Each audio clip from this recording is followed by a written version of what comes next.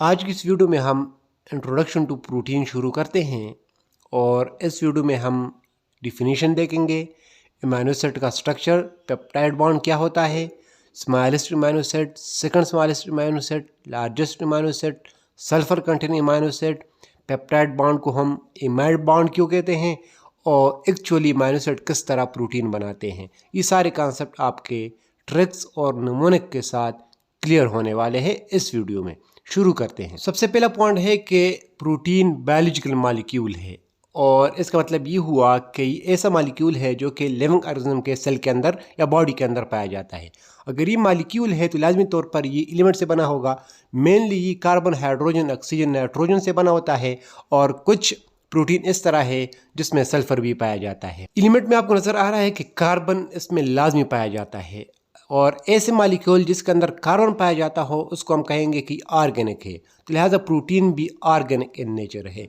और सबसे important point, organic molecule में सबसे ज़्यादा पाया जाने वाला प्रोटीन है। आपको ने बताया था कि कार्बोहाइड्रेट 4% है, प्रोटीन 18%, लिपिड 3%, न्यूक्लिक एसिड 2%। यही तो बायोलॉजिकल मॉलिक्यूल है हमारे सेल के अंदर पाया जाता है। यहाँ से आप देख सकते हैं कि प्रोटीन सबसे ज़्यादा पाया जाता है। और ट्रिक मैंने आपको भी बताया था कि प्रोटीन 18 सिमिलर वर्ड्स है, तो यहाँ से आपको अंदाज़ा लग रहा है कि 18% पाया जाता है प्रोटीन सेल के अंदर और ये सबसे ज़्यादा है। और ये मॉलिक्यूल है, मैंने आपको बताया था कि मॉलिक्यूल दो टाइप के हैं, बड़े मॉलिक्यूल, छोटे मॉलिक्यूल। तो प्रोटीन बेसिकली बड़े मॉलिक्यूल है, मैक्रो मॉलिक्यूल, जिसको हम पॉलीमर भी कहते हैं। और अगर ये बड़ा मॉलिक्यूल है तो लाजमी तौर पर ये छोटे यूनिट से बना होगा, छोटे मॉलिक्यूल से बना होगा। तो इसका जो मोनोमर है, छोटा मॉलिक्यूल है, वो है अमीनो एसिड। तो लिहाजा अमीनो एसिड जो है वो आपस में जुड़ जाते हैं, बहुत सारे अमीनो एसिड पेप्टाइड बॉन्ड के ज़रिए, और ये हमें मुख्तलिफ़ किस्म के प्रोटीन देता है। अब इन पॉइंट्स को साइड पे रखते हैं और देखते हैं स्ट्रक्चर ऑफ अमीनो एसिड। सबसे पहले हम जानेंगे कि अमीनो एसिड का स्ट्रक्चर क्या होता है, फिर इसके कितने टाइप्स के अमीनो एसिड हो सकते हैं और किस तरह वो आपस में जुड़ते हैं, बॉन्ड बनाते हैं और किस तरह हमें प्रोटीन बना के दे देता है। चूंकि प्रोटीन ऑर्गेनिक मॉलिक्यूल है और ऑर्गेनिक मॉलिक्यूल में जो सबसे इंपॉर्टेंट चीज़ है वो है कार्बन। ये कार्बन से बने होते हैं, लिहाजा हम अपने जो स्ट्रक्चर है अमीनो एसिड का वो भी शुरुआत लेंगे इसका कार्बन के साथ। और आपको पता है कि कार्बन टेट्रावेलेंट है, ये 4 बॉन्ड बनाते हैं। तो लिहाजा अमीनो एसिड के अंदर सबसे पहले एक कार्बन पाया जाता है और इस कार्बन को हम कहेंगे ये सेंट्रल कार्बन है, ये सेंटर पे होगा और इसके चारों अतराफ में और कुछ एटम लगे होंगे, अभी हम डिस्कस करते हैं। और इस जो सेंट्रल कार्बन है इसको हम अल्फा कार्बन कहते हैं। इसके एक साइड पे हाइड्रोजन एटम होता है और इसके अलावा दूसरी साइड पे होता है COOH, इसको हम कहते हैं कार्बोक्सिलिक ग्रुप।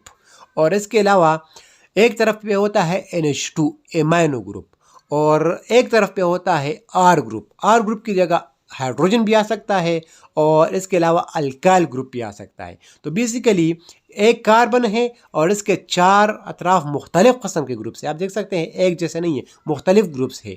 तो लिहाजा ये बेसिकली स्ट्रक्चर है अमीनो एसिड का। इस स्ट्रक्चर को आप इस तरह भी लिख सकते हैं ओपन फॉर्म में, उसी स्ट्रक्चर है। अल्फा कार्बन है सेंटर में, एक तरफ हाइड्रोजन है, दूसरी तरफ R है।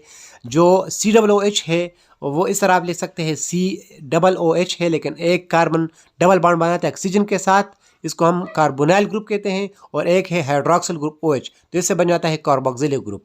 और इसके अलावा एक तरफ नाइट्रोजन, चूंकि 3 बॉन्ड बनाते हैं, एक बॉन्ड बनाया है कार्बन के साथ और 2 बॉन्ड बनाए हैं हाइड्रोजन के साथ। और एक कार्बन 4 बॉन्ड बनाते हैं, तो आप दोनों कार्बन को देख सकते हैं कि दोनों कार्बन ने 4-4 बॉन्ड बनाए हैं। तो ये एक ओपन स्ट्रक्चर है अमीनो एसिड का। यहाँ पे मोस्ट इंपॉर्टेंट पॉइंट, ये जो आपको ऊपर जितने भी ग्रुप्स नज़र आ रहे हैं अमीनो एसिड के अंदर, ये हमेशा तौर पर फिक्स होंगे हर अमीनो एसिड के अंदर, ये कभी भी चेंज नहीं होंगे। और जो नीचे वाला ग्रुप है R ग्रुप, ये वेरिएबल है, कैन बी चेंज, ये चेंज हो सकता है। यहाँ पे हाइड्रोजन आ सकता है, अल्काइल ग्रुप आ सकता है, कोई और स्ट्रक्चर आप अब देखेंगे कि किस तरह यहाँ पे चेंज हो रहा है, लेकिन ये चेंज हो सकता है। ये फिक्स नहीं है, कांस्टेंट नहीं है, ये है वेरिएबल। और ये चेंज हो सकता है 20 तरीक़ों से, यानी 20 दफ़ा ये चेंज हो सकता है। इसलिए हम कहेंगे कि हमारे सेल के अंदर 20 टाइप्स के अमीनो एसिड है।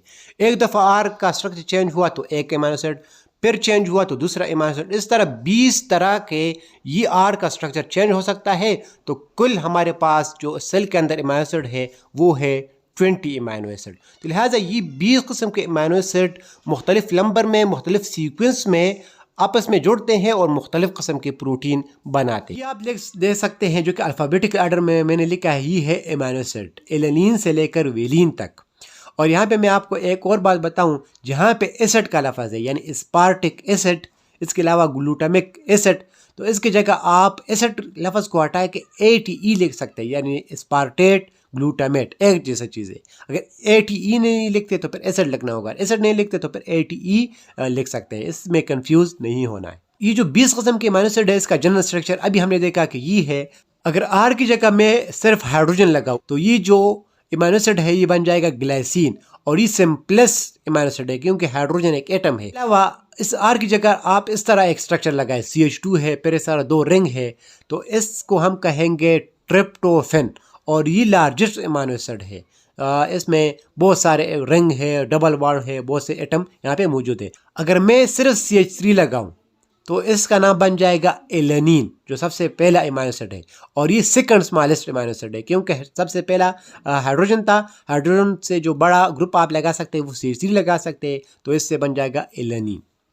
और एक और बात कि मिथोनिन और सिस्टीन ये एक ऐसे अमाइनो एसिड है जिसके अंदर सल्फर भी मौजूद है। मैंने आपको बताया था कि प्रोटीन कार्बन, हाइड्रोजन, नाइट्रोजन और ऑक्सीजन से बना होता है, लेकिन सम टाइम सल्फर भी आता है। तो वो कौन से अमाइनो एसिड है? वो है सिस्टीन और मिथोनिन। ये जो मैंने आपको यहाँ पे ड्रा की है ये सीक्वेंस के बहुत इंपॉर्टेंट है, और मैं आपको एक ट्रिक बताता हूँ, वो है CM gate. CM gate, CM से आएगा सिस्टीन और मिथोनिन, ये सल्फर कंटेनिंग अमाइनो एसिड है।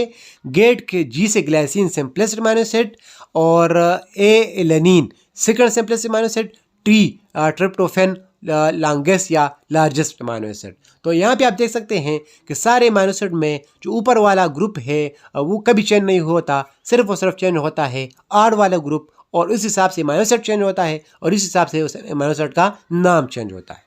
अब जाते हैं कि किस तरह ये अमाइनो एसिड मिलकर हमें प्रोटीन देते हैं। फॉर एग्जांपल यहाँ पे मैं 2 अमाइनो एसिड लेता हूँ, ये एक अमाइनो एसिड है और ये दूसरे अमाइनो एसिड है, और उसका जो स्ट्रक्चर है वो मैंने ओपन फॉर्म में लिखा है ताकि समझने में आसानी हो।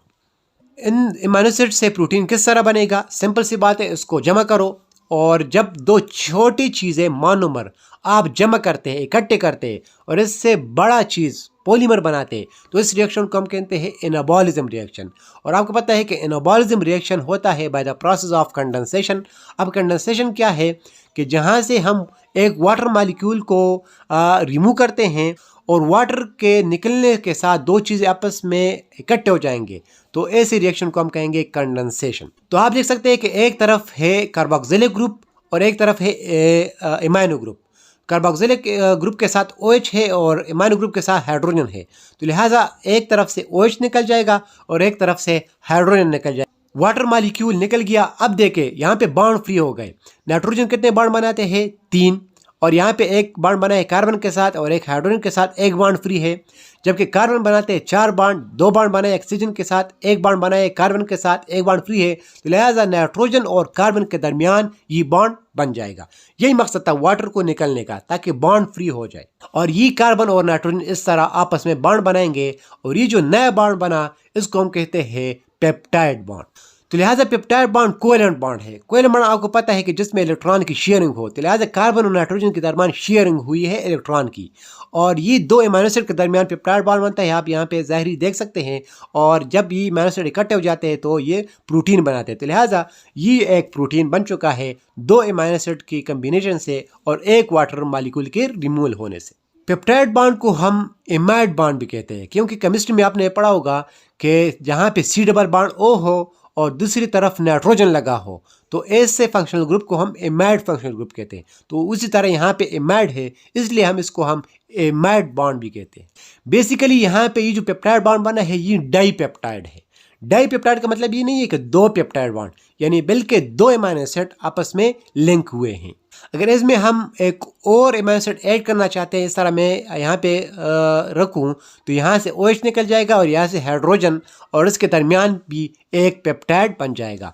तो लिहाजा 3 अमीनो एसिड आपस में मिल गए तो इसको हम कहेंगे ट्राईपेप्टाइड। नाम पे फोकस करना है। ट्राईपेप्टाइड का मतलब है कि जो यहाँ पे ट्राई है वो अमीनो एसिड को रिलेट करेगा, यानी 3 अमीनो एसिड, और जबकि बॉन्ड कितने हैं पेप्टाइड बॉन्ड वो है 2। तो लिहाजा अगर मैं कहूँ कि 6 अमीनो एसिड लिंक है तो इसमें बॉन्ड कितने होंगे, उसमें 5 पेप्टाइड बॉन्ड होंगे। अगर 100 अमीनो एसिड है तो इसमें 99 पेप्टाइड बॉन्ड होंगे।